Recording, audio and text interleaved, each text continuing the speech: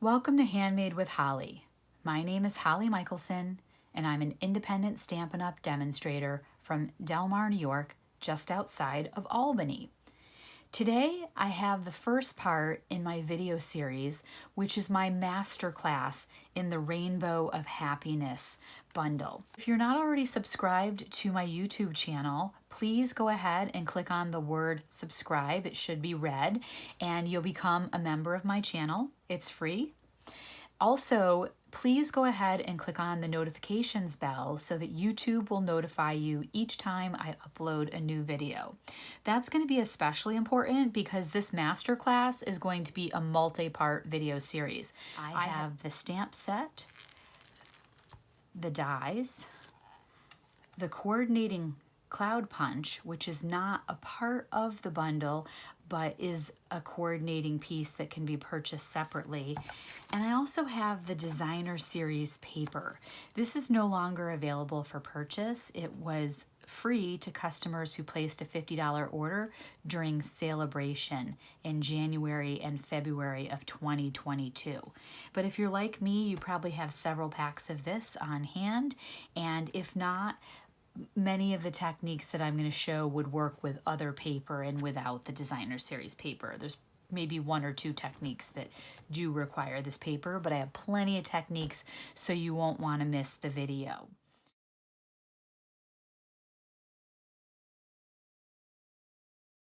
Today we'll be focusing on the basics. We're going to start off learning about the cloud punch, and then I'm going to give you a lot of tips and tricks around stamping your rainbows with the Rainbow of Happiness stamp set. So you're not going to want to miss my tips to ensure that you're successful every time. Later on in the series, we'll be focused on the dies, and I have a lot of different ways that I'm going to show you that you can use these dies and make them go even further for you and give you lots of variety in your projects. And we're also going to look at a fun fold and a shaker card. So there's a lot of really great things planned in this masterclass. I hope you'll join me for all of the episodes. But again, today we'll start off with the basics using our cloud punch and our stamps. Let's go ahead and get started. So the first thing I want to show you is how we can make some clouds. Now, in the pack of designer series paper, Sunshine and Rainbows, we have this really fun paper that has a cloud pattern. And you'll notice that the shape of the cloud punch is an exact match. Well, maybe to you it looks like it's the opposite, but in fact, when we're punching with the punch, we're going to hold it in this direction. And so it's an exact match for this paper. This paper was designed to be punched by this punch. You could certainly use it as a background image, but I've been using mine to create some clouds. So here's a couple of samples right there of some clouds that I've made, and I'm going to show you how I went about doing that. Like if you're starting with a brand new sheet of this cloud paper, you could come in and punch right from the bottom. You want to make sure that you're lining up your cloud punch right around the border of that cloud, and we're going to punch that out. Now, you may wonder why I punched out a cloud that was cut off on the edge, but if I show you this finished card right here, you can see that I used this cloud punch right up against the edge, and so I didn't need to waste this at all. This was a great cloud. It's perfect for the edge of the card where the cloud can run off. So don't waste those little bits like that. Now, I will also say that there's a limit to how far your cloud punch is going to go into the paper. So we could reach this cloud right here and give this a punch and get that one out. But at a certain point, your punch is not going to keep reaching, right? It's not going to reach that third row. So what I like to do is simply just bring in my snips and give a quick fussy cut to make myself a strip that I can then get into my punch. So now I'm able to get further up on that designer series paper just by having cut myself that strip, okay? Now, in addition to the designer series paper, you may find that you want to make yourself clouds that aren't pool party with these patterns. So you could also cut yourself a strip of basic white, put the basic white in the punch and make yourself a white cloud. I have a whole pile of white clouds here. So for me, I cut several strips of white paper and then I just went to town punching clouds. What's great is then while I'm working and creating, I have a whole bunch of clouds at my disposal. And while all your clouds will punch in the same direction, you can easily flip them over and then have, when you're not using the designer series paper, I should say, you could easily flip them over and have multiple orientations for your clouds. You could consider rotating them in a different direction, trying to get yourself some interest and variety for your clouds on the page. You could also consider using other designer series paper to punch clouds.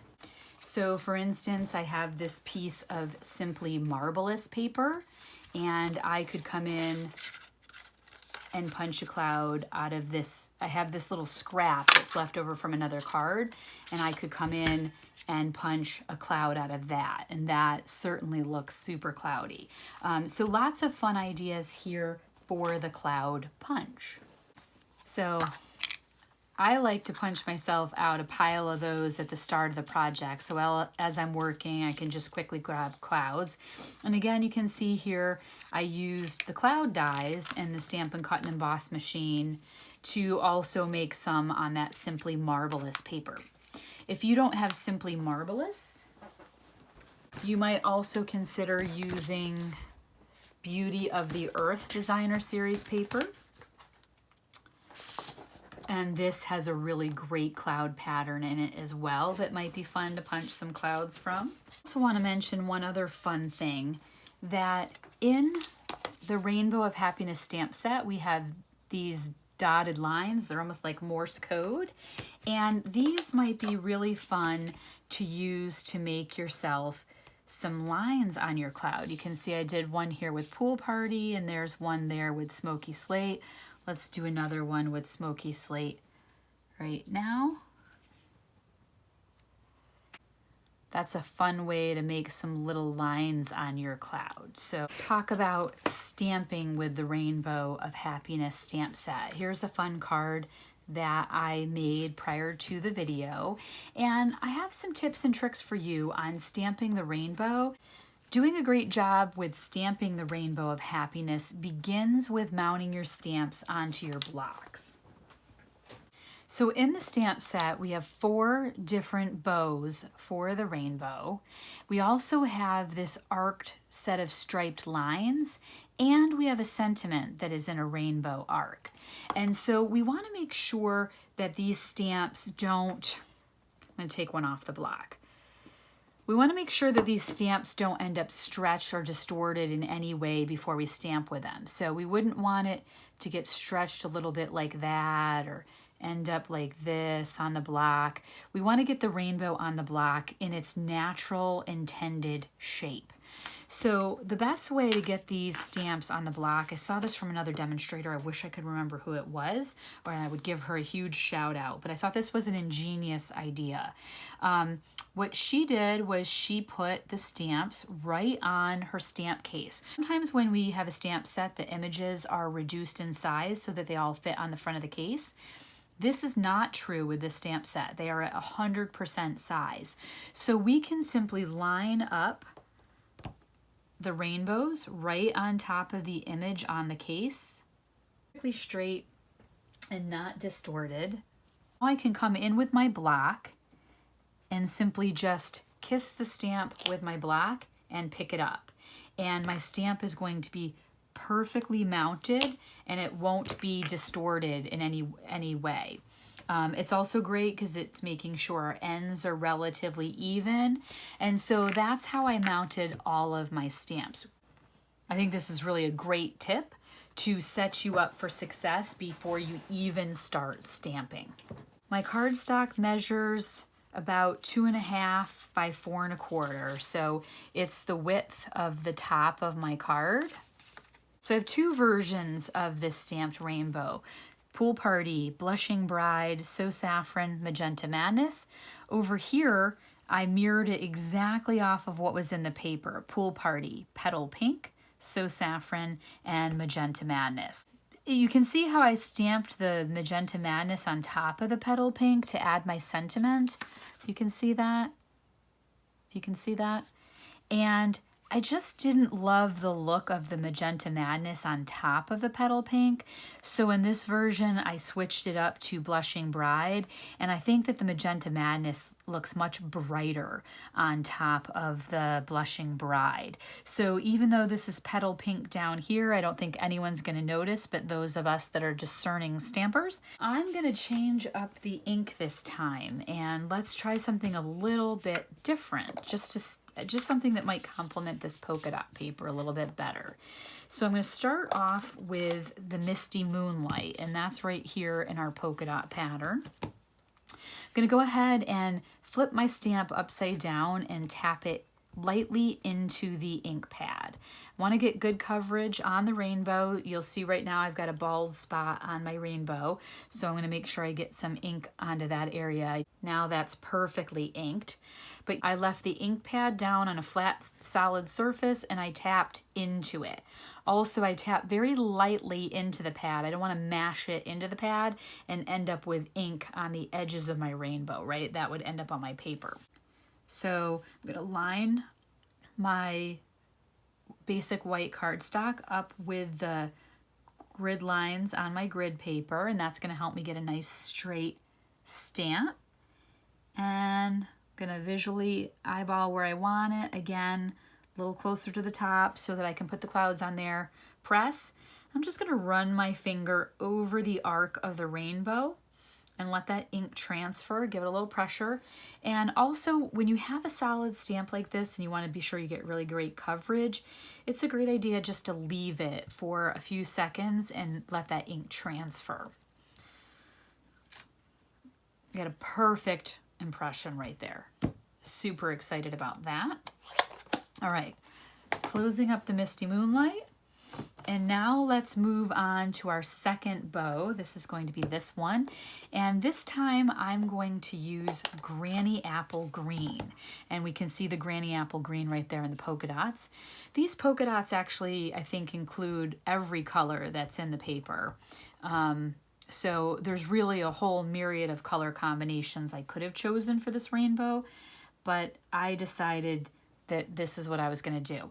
Now, when you're bringing your second bow in, you want to kind of visually align it with the first bow. Give it a little bit of space and try to make those bottom edges line up. I'm going to go straight down. Again, I'm going to run my finger over the bow, and I'm just going to give it a little bit of time for the color to transfer. Up I come. Now I'm going to go for number 3. And this time I'm going to use the third bow and So Saffron ink. Again, lightly tapping that in my ink, lining my paper up with the line on the grid paper, and giving it a stamp. I'm going to press on my bow.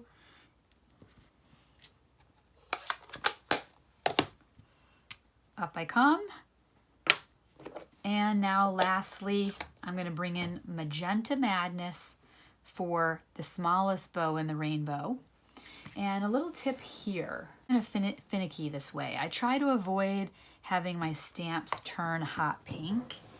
Sometimes there's no preventing it, but with photopolymer stamp sets, when you use colors like reds or Night of Navy that has a lot of red in it, hot pinks, they will discolor your stamps hot pink.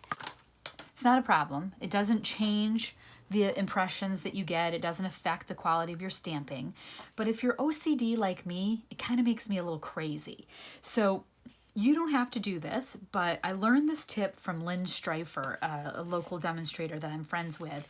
And Lynn showed me that if I first dip my photopolymer stamp in Versamark, so this is Versamark ink, watermark ink, which we typically use when we're heat embossing. If I first dip my stamp in Versamark and then put it in the really bright color, I can reduce the amount of staining that happens on my stamp. So again, lining it up with a grid paper, visually aligning it with my other bows and going in. I'm going to give that a press.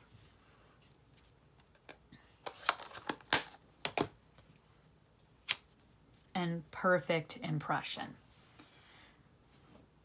I think that looks great. I know these are slightly imperfect, but we're going to fix that with the clouds.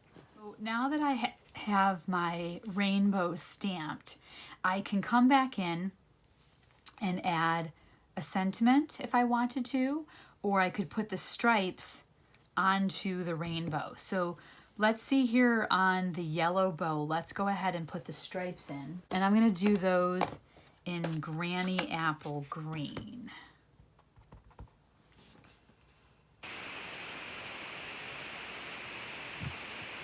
And this stripe stamp set is perfectly sized to go over that third bow in the rainbow. How fun is that?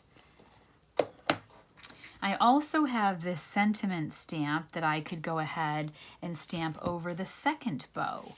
Let's try that with the magenta. Again, I'm going to go ahead and tap my stamp first in the Versamark before I put it in my magenta. Light inking so this doesn't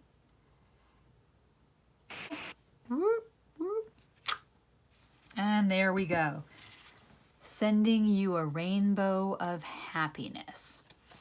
I think maybe if I did that again, I would maybe use second generation stamping on the Granny Apple Green, and that would provide a little bit more contrast. But I think this is going to look really cute coupled up with these polka dots. Also cut out one of these scallop shapes from a scrap of basic white paper I had. If you've ever cut down 8.5 by 11 paper into matting layers, you end up with these strips of 1/2 inch paper, and I save those, and they happen to be perfect for this scallop die. So I show you that so that you don't have to waste anything. And I'm just going to quick take a card base. This is 11 by 4 1/4, and I'm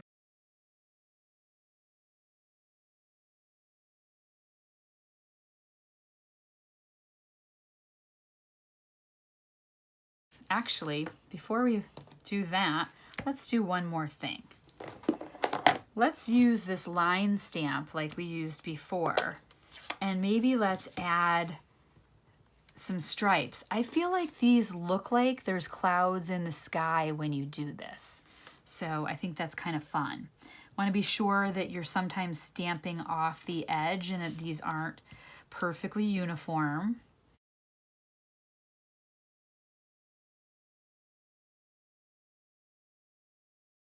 So now it kind of feels like I have some clouds in the sky there, which I like.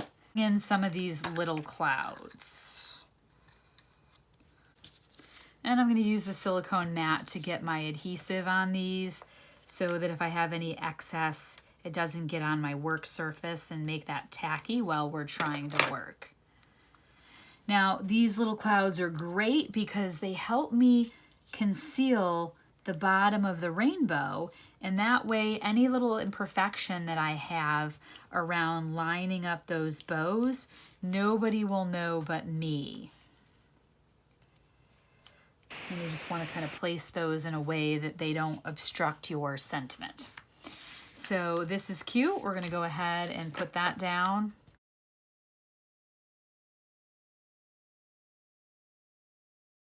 Now you'll notice I have a seam here, right?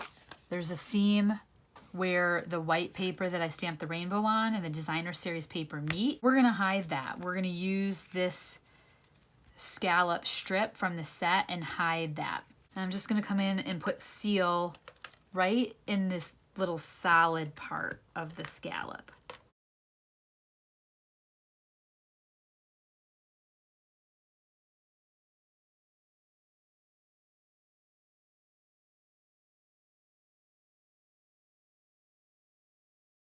We could add some gemstones. This would be particularly fun, maybe to add some gemstones in the sky, picking up on the polka dots. On this one, I also put Wink of Stella on the cloud, and I put Wink of Stella on the rainbow itself and gave it some shimmer. So there's a fun idea. Well, that wraps us up for learning how to use the stamps in the Rainbow of Happiness stamp set.